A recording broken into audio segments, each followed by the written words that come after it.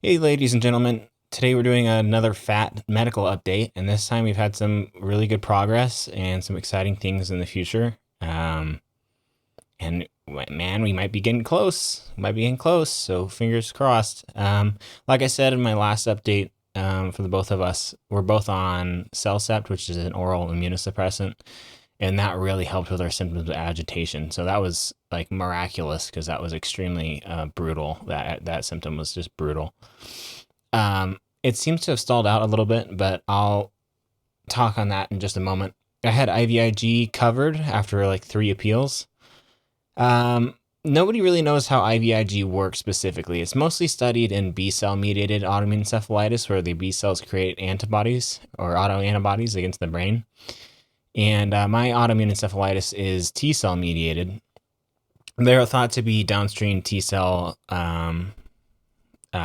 mediation with IVIG, but it's not as extensively studied as B cell mediated autoimmune encephalitis. So our encephalitis is T cell mediated, which is a lymphocyte that's part of the immune system and part of the immune response against my brain, the autoimmune response.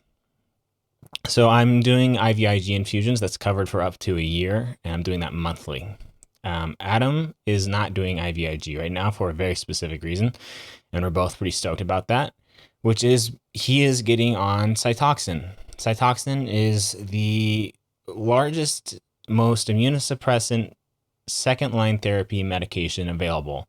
There are other distinct niche, what would you call it?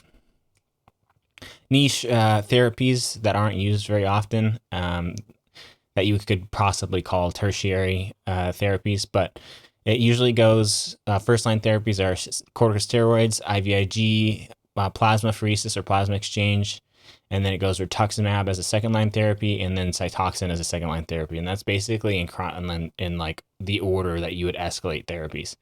So after almost 3 long years, we finally made it to the top of the immunosuppressant therapies. Cytoxan is technically a chemo drug. It comes with certain risks.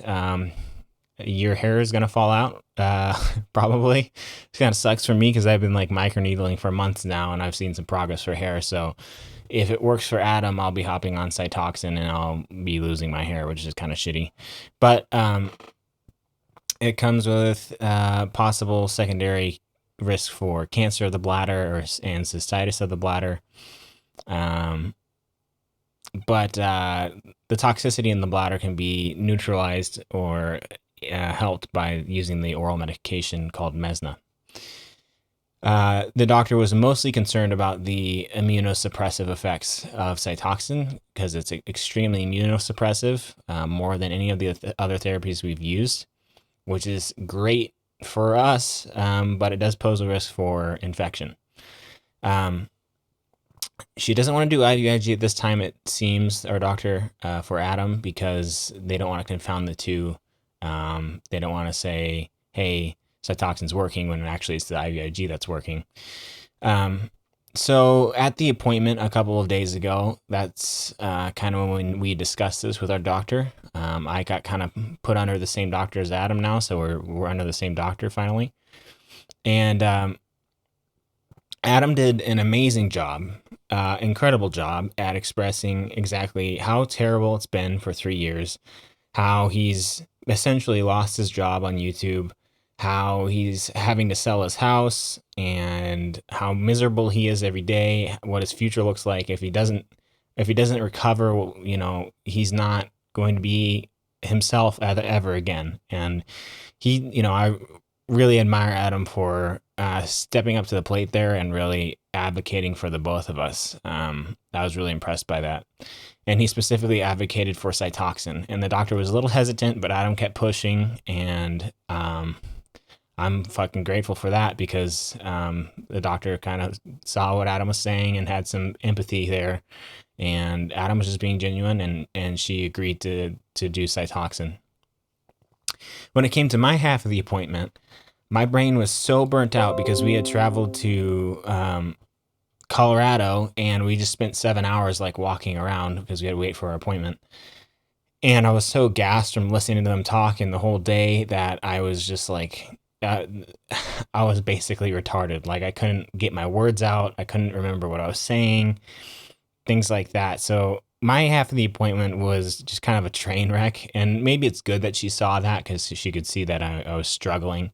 And I particularly struggle. You can see I'm talking pretty fluently right now, but I particularly struggle when I have prolonged interactions with people, or prolonged stressors, or prolonged stimulation, or cognitive engagement.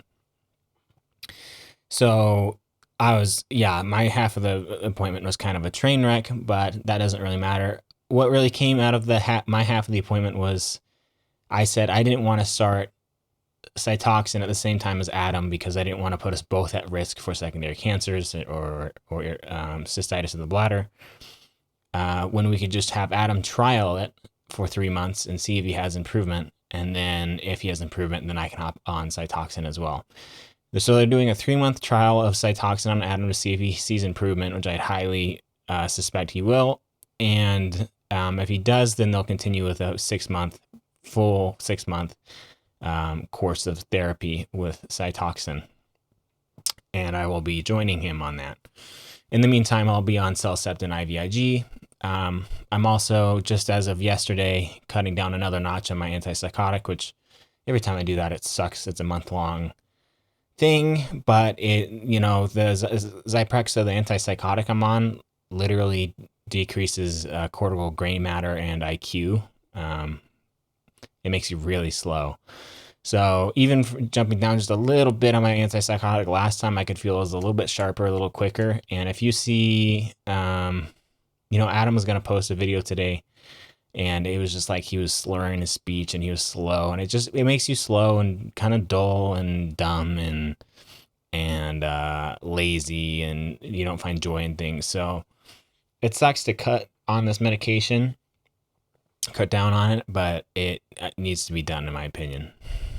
So that's it. That's pretty much it. So I'm on CellCept and IVIG while Adam's going to trial cytoxan. He'll have to stop CellCept during that time. And then after he's done with his run of cytoxan, which we assume will be up to 6 months because he'll have a response to it. I highly, highly, highly doubt he wouldn't respond to cytoxan, considering its broad immunosuppressive effects on a multifaceted level across the immune system. I forgot what I was saying there, but he's going to be on cytoxan. He's going to stop the CellCept. He's not doing IVIG, so he's just doing cytoxan on its own. And then I'll be doing IVIG and CellCept at a higher dosage. So my dosage of CellCept has been increased by half a gram, and I was on 2 grams to begin with. So now I'm at 2.5 grams a day. And I'll be continuing the IVIG for probably a long time. If Adam responds well to cytoxan, I assume I'll be on IVIG with cytoxan, just because it can have immune protecting effects because it's a pool of antibodies, so it can protect you from infection, where cytoxan is extremely immunosuppressive and puts you at risk for infection. That's the gist of it. We have been waiting not waiting, we've been working hard. We've been working our asses off for a very, very long time to get to the point where we can be on cytoxan, because we both feel very strongly that that's a drug that could greatly improve our symptoms, if not put us into remission. So that is our hope.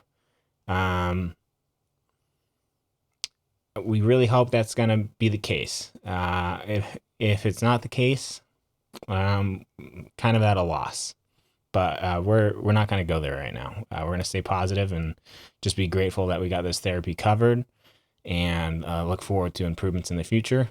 Obviously, I'm doing quite a bit better now. I can make a video and talk smoothly, and the CellCept has worked pretty well, and I should feel some benefits from the IVIG, and so things are moving in the right direction, right? So it's like, if you pick a target and then you keep pushing and pushing and pushing and pushing, eventually you're going to reach that target, and for a very long time, cytoxan was the target for Adam and I. We knew these other medications could help our symptoms, but we were really aiming for cytoxan for a very, very, very long time, and we finally made it. And we're both very grateful and excited to see what that can do for Adam, and then maybe do for me if he has improvement on it. Okay, it's been 10 minutes. That's the gist. That's the whole deal with the medical stuff. Appreciate you listening and caring. And I'm not a religious guy, but I appreciate the prayers and you guys thinking of us and all that stuff. I will talk to you guys in, well, it might be a little while, because we'll have to see how Adam responds to the cytoxan, which should be in approximately 3 to 4 months. So it's going to be a little bit. Don't miss me too much. Okay, see ya.